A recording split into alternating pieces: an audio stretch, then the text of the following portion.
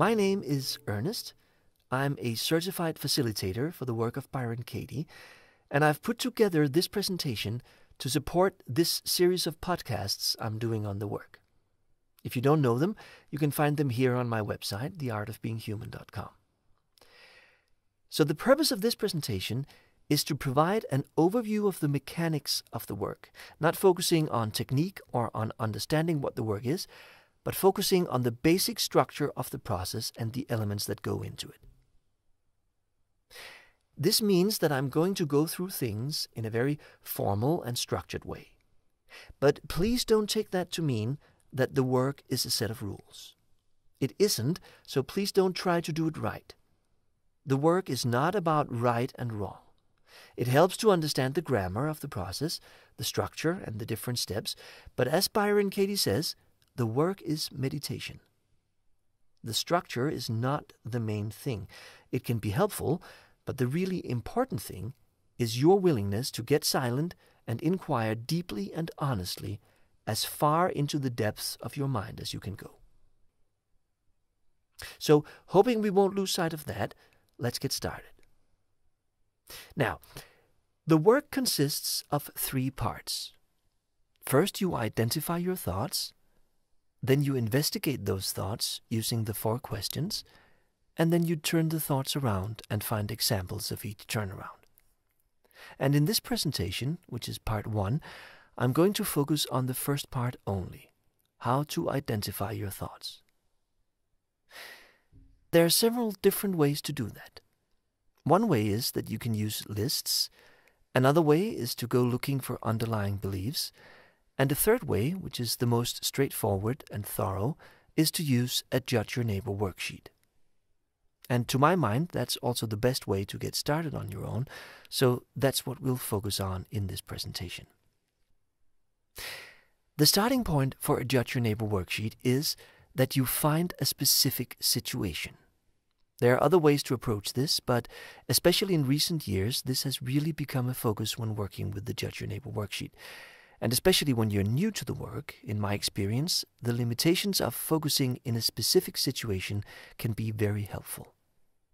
And not only that, but if you can find a specific moment in that specific situation to work with, you're giving yourself a really solid starting point for your work. So let me just give an example of what that might look like. Here's a situation from one of my worksheets. My son is lying on the sofa watching TV, and when I ask him to help set the table, he says, "Why should I?" So the specific moment I'm working with is just as he's saying, "Why should I?" Right there, I experience a spike of emotion, so that's where I anchor. And here's the worksheet that comes out of that moment. I'm angry with my son because he won't do his chores. I want my son to do as I tell him. I want him to take responsibility. I want him to do as he's promised. I want him to contribute to the household. My son should remember how much we do for him. He shouldn't opt out. He shouldn't be so sullen. I need my son to change his mind. I need him to get up and get started. I need him to be happy to help. My son is lazy, unreasonable, teenagery, ridiculous, only sees the short term. I don't ever want to experience my son saying no to doing his chores again. As you can see, what's important as I fill in this worksheet is that it's written from a specific situation. And notice it's written from the situation, not about it. I experience it from the inside. I'm back in that situation as I'm writing, reliving it. And I cannot emphasize this enough. Be present in the situation again as you write your worksheet. Re-experience it. And if you need support for this, one of my podcasts holds a separate guided meditation just for filling in the worksheet. This is also one of the reasons why it is so helpful to anchor in a specific moment. In this worksheet, I don't have to guess what I was probably thinking as I fill it in. I'm there again now. And it doesn't matter if I'm writing about something that happened 10 minutes ago or 10 years ago. If something is unresolved in us, it stays in there surprisingly fresh, and by getting quiet, I can re-experience all of it again. Here, for instance, is another worksheet from a situation that's almost 40 years old. I'm walking down the street with my mother when a strange man approaches and greets us. I'm shy, but my mother wants me to greet him nicely. The moment I'm holding is just as my mother pulls me off her leg and turns me around to greet the man. Now, I can't have been more than perhaps 5 years old when this happened, and there are lots of details that I don't remember. I don't know what the man looked like. I have only a vague memory that he may have been wearing a hat. I don't remember any specifics of the surroundings or what we were doing, but I have a very distinct experience of my mother pulling me off her leg and turning me around, and that's the moment I'm writing from. And here's the worksheet that then comes out of that moment. I feel pressured by my mother because she wants me to greet the stranger. I want my mother to look after me, pick me up, take me away from the man, tell me it's okay if I don't greet the man. My mother should notice how unpleasant I think it is, hold me in her arms. She shouldn't force me to do something I don't want. She should not prioritize good behavior above my personal boundaries. I need my mother to protect me, respect my boundaries. I need her to help me through the situation. I need her to show me it's okay to say no. My mother is unreliable, self-centered, demanding, a bad mother. I don't ever want to be let down by my mother again. Now again, this is written from that specific moment, and I love my mother. She's the kindest person, but in that moment, just in that moment, when I get really silent and look inside, this is how I experience her, so that's what goes on my worksheet. And it doesn't matter that 10 seconds before or 10 seconds after I see her differently. I'm writing from that specific moment, and that's what's going on in me. And that's another reason why we want to anchor in a specific moment, because even a single situation can hold several different worksheets. If we take the situation with my son again, imagine that this is the emotional stress that I go through in that little interaction. Now, I wrote my worksheet from the moment when he said, "Why should I?" But a lot of other things are going on in that process of just a couple of minutes. After he said that, he kicks the coffee table, then he stomps out of the room, slams the door behind him, and I notice that some of the paint around the door frame cracks. All of these moments potentially hold their own worksheets. A worksheet focusing on the moment when I saw the cracked paint, for instance, would look like this. My son has just slammed the door to his room, and I see that the paint around the door frame is cracked. The specific moment I'm holding is right when I notice the cracked paint. And here's the worksheet. I am angry with my son because he's destroying our house. I want my son to stop venting his anger on the physical surroundings. I want him to control himself. I want him to behave properly. My son should not get so upset. He should talk about things instead of flipping out. He should count to 10. I need my son to close the door carefully even though he's angry. I need him to get a handle on his temper. My son is a drama queen, disrespectful, inconsiderate, out of control. I don't ever want my home to be destroyed just because my son can't be bothered to do his chores. So, as you see, there can potentially be many worksheets in just one situation. And we want to focus on one of them at a time. Because if we don't, we easily go all over the place, and our work won't be as precise and hence not as deep, since there are so many ways for the ego to trick us and move away, and so many places for it to hide. So not only focusing on a specific situation, but actually, if you can, focusing on a specific moment in a specific situation can be extremely helpful. And another way to help ourselves as we fill out the worksheets is to use short, simple sentences. And there are a few reasons for that. One is, again, that it allows less space for the ego to get tricky and hide. And another is that it'll make things so much easier later on when we begin turning the statements around. Let me give an example. I want John to clear things with me when he's in a situation that is politically sensitive and may lead to trouble later on. This could show up in a worksheet, but it's a very long and complex sentence to work with. However, if we just focus on the operative elements in the sentence, we can actually boil it down to, I want John to clear things with me. The rest is background, and we can simply hold that as context as we work the sentence. Another example, I want Sarah to ask me first, even if everyone else says that they're sure it'll be okay.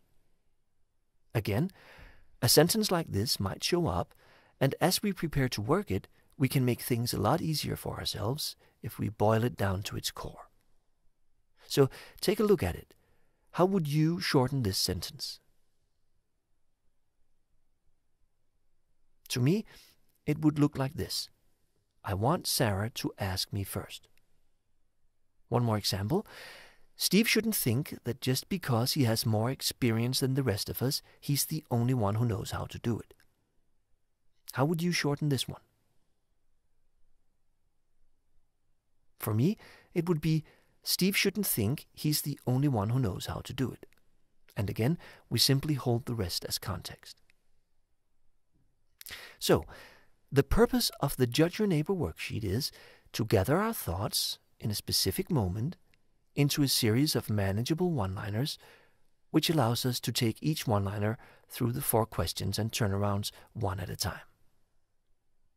Now, in a worksheet like the one on my mother, there are a lot of one-liners. If we break it down, we find that in this particular worksheet, there are 18 separate one-liners which we can take through the 4 questions and the turnarounds one at a time. None of them are particularly long. I've gotten used to the short, clear format of the worksheets, but as we prepare to bring them into inquiry, some of them still require a little getting ready. Take the wants, for example, point number 2 on the worksheets. I've written, I want my mother to look after me, to pick me up, to take me away from the man and tell me it's okay if I don't greet him. There are 4 individual one-liners here. I want my mother to look after me. I want my mother to pick me up. I want my mother to take me away from the man. And I want my mother to tell me it's okay if I don't greet the man. And notice that these are the wants, so every sentence, every one-liner we pull out of this should start with I want. So even when it says to pick me up, the actual one-liner we are going to work with is I want my mother to pick me up. And similarly, where it says to take me away from the man and tell me it's okay if I don't greet him, are in fact 2 separate one-liners, each beginning with I want. So as you can see, we want to make these sentences as simple and easy to work with as possible, so that we can bring them straight into inquiry without getting confused and without allowing any space for our ego to hide. This goes for all the other points on the worksheet as well. Take the shoulds, for example. In the worksheet on my mother, I've written, my mother should notice how unpleasant I think it is, hold me in her arms, not force me to do something I don't want, not prioritize good behavior above my personal boundaries. How many one-liners do you see here? For me, there are 4 again. My mother should notice how unpleasant I think it is. My mother should hold me in her arms. My mother should not force me to do something I don't want. My mother should not prioritize good behavior above my personal boundaries. And again, notice these are the shoulds, so every one-liner I pull out of this starts with my mother should, or my mother shouldn't, even if it isn't written there explicitly. This goes for all the points on the worksheet. As we bring them into inquiry, we make sure to clean them up, shorten them if that's required, without throwing away anything important, of course, splitting sentences that hold more than one one-liner, and including the correct opening for each of them. Only point number 1 is a bit different. The principle is the same. We want to get the one-liner ready for inquiry, but what we do here is we usually only use the part after because, skipping the bit about the emotion. For example, I feel pressured by my mother because she wants me to greet the stranger. This is what I've written in point 1 on the worksheet on my mother. But when I'm going to work the one-liner, I take out everything up to and including because. And the one-liner is just, she wants me to greet the stranger. So my work becomes, my mother wants me to greet the stranger, is it true? And so on. Similarly, I'm angry with my son because he won't do his chores, simply becomes, he won't do his chores. And that's the one-liner I work. So let's sum it up. In filling in the Judge Your Neighbor worksheet, you write from a specific situation and preferably from a specific moment in that situation. Use short, simple sentences. Remember to complete each one-liner as you get them ready to go through the 4 questions and turnarounds, specifically by including I want, he should, I need, he is, I don't ever want in the beginning of each one-liner on points 2 to 6 on the worksheet. And for point 1, remember to only use what's written after because, as in, I'm angry with my son because he won't do his chores, becoming, he won't do his chores. That's it for part 1 of the process of doing the work, which is identifying your thoughts. In the next presentation, I'll be diving into how to work with the 4 questions and how to do the turnarounds. But before we get to that, I just want to share some resources that can support you further in understanding how to do the work. First of all, there is Byron Katie's website at thework.com and her books. Katie discovered and pioneered the work. She holds all the copyrights and she makes sure that the work is freely available. And if you go to her website, you don't have to sign up for anything. You can get direct access to all the tools you need to do the work in many different languages. This is also where you can sign up for her events, and you can find a certified facilitator to work with you also in many different languages. Another good resource is the Institute for the Work, which you can find at instituteforthework.com. This is the International Association for the Work. It's a member-run organization which offers online training courses in the work. There's a free helpline you can call and do the work anonymously 24/7. And this is also the organization in charge of the Certified Facilitator Program for the work. And finally, of course, there's my website. This is where you can find these video presentations, also all the tools that I use. There are articles there and case studies. And this is also where you can find those podcasts on the work, which I mentioned earlier. And everything here is also for free. So that's it. Here's my email address. You're more than welcome to send me an email if you have any questions or comments. I'm very happy to answer. The work of Byron Katie is copyrighted by Byron Katie International, and you can find me at theartofbeinghuman.com, so feel free to stop by. Thank you for watching this presentation. I hope it serves you.